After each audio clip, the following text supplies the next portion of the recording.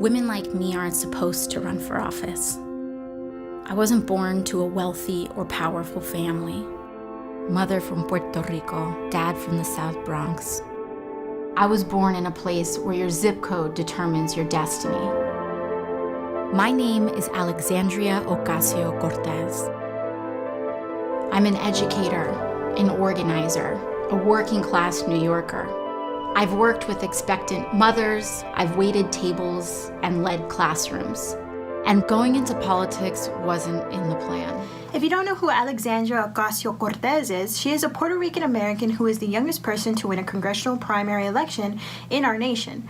Running as a Democratic Socialist, Ocasio-Cortez is being labeled as the new face of the Democratic Party. Her election win has been described as the biggest upset victory in the 2018 midterm election season. She successfully beat out Democratic Caucus Chair Joseph Crowley, who served as a New York's 14th District Representative since 2013.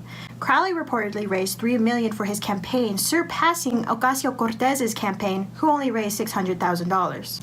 After making national news, Ocasio-Cortez quickly became the topic of most political conversations, especially those who feel intimidated by her, and immediately launched a fear-based opposition against her.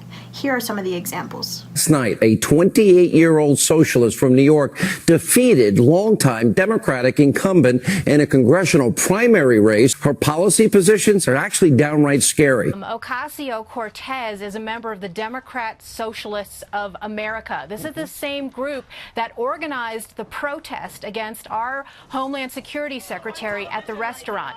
These are shrieking radicals. Ocasio-Cortez ran on the platform of change that she thought her community desperately needed to see. I was surprised to see such an immediate pushback once Ocasio-Cortez clinched the Democratic nomination, but I was quickly reminded about the staggering statistics of women, especially women of color, and their lack of political representation. So of course there is going to be pushback, especially from the political establishment that does not wish to see change, especially when that change resides in a woman of color. Now, I'm not hinting at what others would consider race baiting or a gender war. I am simply looking at the facts presented about minorities and the lack of political representation.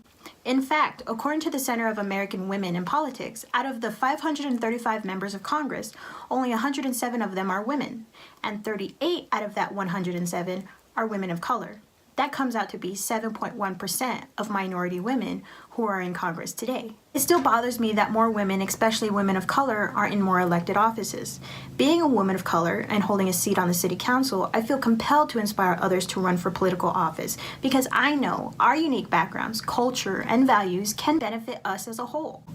I can inspire others to try and take a seat at the table and let their voices and concerns be heard to bring to light issues that affect their communities on a daily basis.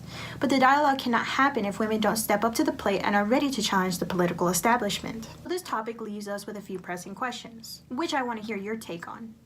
The first question is, why don't more minority women run for political office? What type of barriers do you think inhibit women of color from running?